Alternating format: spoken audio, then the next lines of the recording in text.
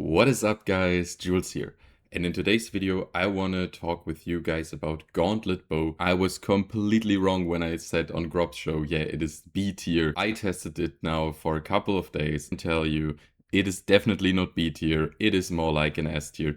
And I want to show you how to play it, how to utilize this class, and how you can get your rank 1 on bosses with it. So let's dive right in. So let's talk about why is this class so good as of right now. And it is because of two reasons. First, your Gauntlett is a really good amplifier, almost identical to the wand. And secondly, you guessed it, since we hold a bow, it is the Eye of Venteus. But now, let me explain to you which amplifiers to take and how to play it. First of all, we have Eclipse of Blood. While the effect is active, boosts your damage by 21% and increases the base damage of Claw by 100%. We don't care about the second part, we only care about the first part, about the 21% damage increase. In addition to that, once we activated this ability, all of our other abilities will transcend into the Eclipse of Blood mode, where we come to our second ability that we want to use, which is the Threat boost. Once we're in Eclipse of Blood, Threat will turn into Brilliant Moonlight, which gives us another 7% damage boost. Once our skill hit level 21, we want to take all 3 spec points there so we can buff our team by 7% base damage and also regain stamina once we use this ability. And last but not least, we have the Masteries. On the top right in the Gauntlett, we want to take Instinct and Restraint, where we are interested in the second part, while in Eclipse of Blood status, increase base damage by 12% and decrease all defense by 10%. And for our final node and for our final big buff, we want to take the bottom right in the Gauntlett Mastery tree, Double Impact, increase critical damage by 1.2% per 10 dexterity. Now that we have talked so much about the 2 Gauntlett skills I'm gonna take, let me talk you guys quickly through what bow skills I pick. First of all, I pick Healing Touch, and I always want to apply 3 stacks to myself so that I can gain the 15 base damage from the Bow Mastery. Then I play with the Arrow Vortex and the Nature's Blessing simply because of the Whirlpool spec. Because while we are in the Whirlpool, our Eye of Venteus will cast even faster, and we want to get as many Eye of Venteuses out as we can get. Then we have, of course, the Deadly Marker. You cannot miss this spell. It will reduce all other cooldowns even faster, so we definitely want to take this. For our filler spells, we have Strafing and Savage Knock. We only want to cast them when Eye of Venteus is on cooldown. They are only in here as kind of filler spells. And our final addition to the kit is Ensnaring Arrow.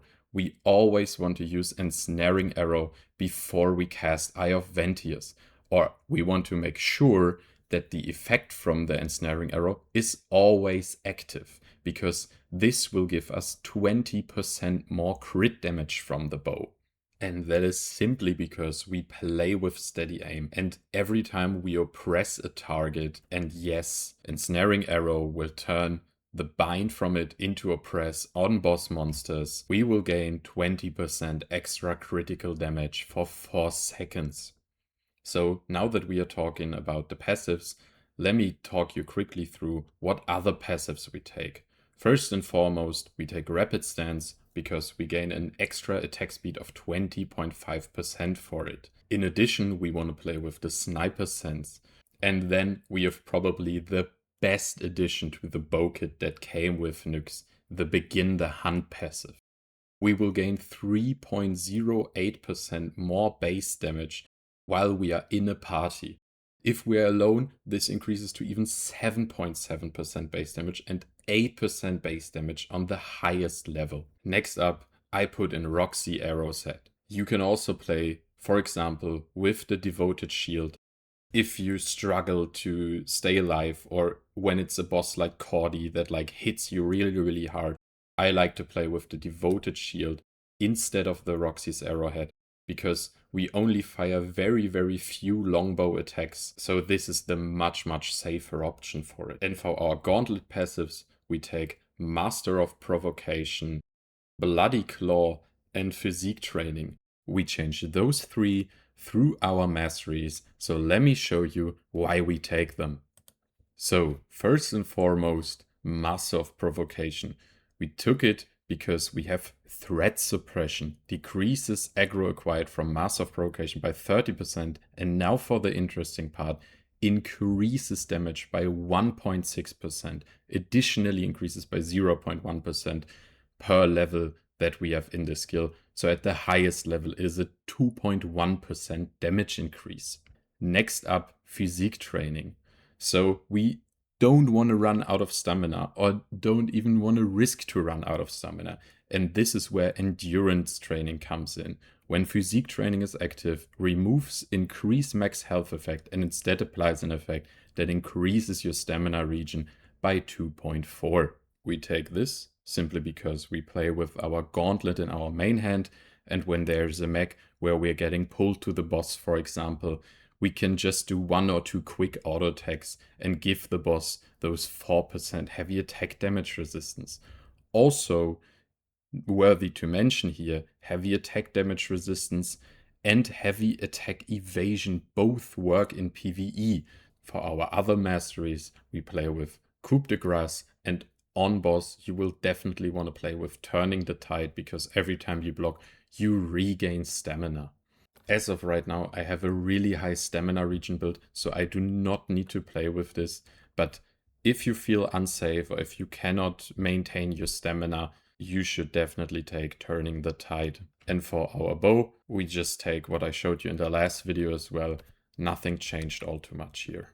For our overall mastery skills, I play with Battle Prep, Bloodlust, Potential, and Guardian's Awakening.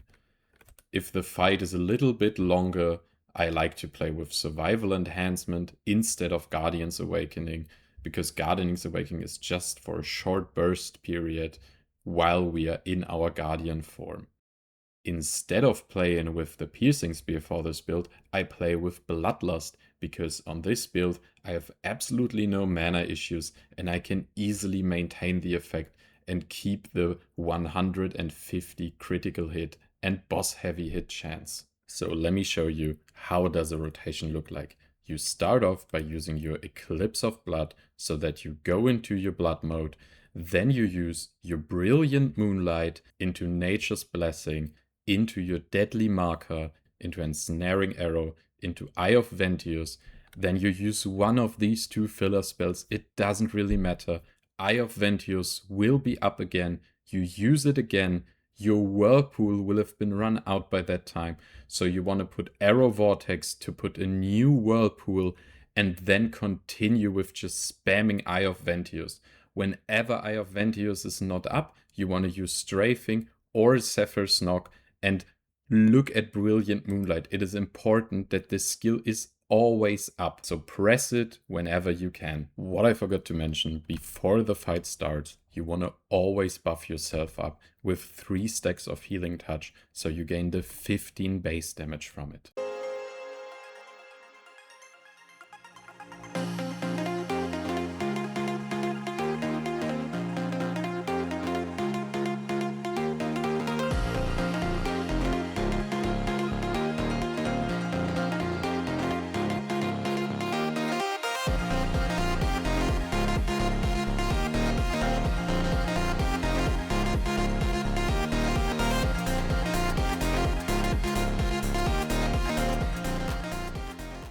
So that's for today's video, guys. Here you have a quick overview over my damage log. I'll show you my build real quick. So it is not necessary to buy anything extraordinary expensive. As of right now, I use the Stone Grave Shatter gauntlets without even trades or anything. If you really want to min-max, you can buy the Arctic Raw gauntlets in the auction house. They are probably the best one for this build, but as you just saw, there is really no need to. And for my bow, I use the Lofty Last Shot bow, so I can reduce the cooldown of my Eye of Ventius over and over with each shot. Yeah, for my runes and masteries, nothing special as well. I'll quickly go through. If you're interested, you can just stop the video at any time. I am very pleased to have you here, and thank you very much for watching, guys, and I hope I see you in the next video. Bye bye.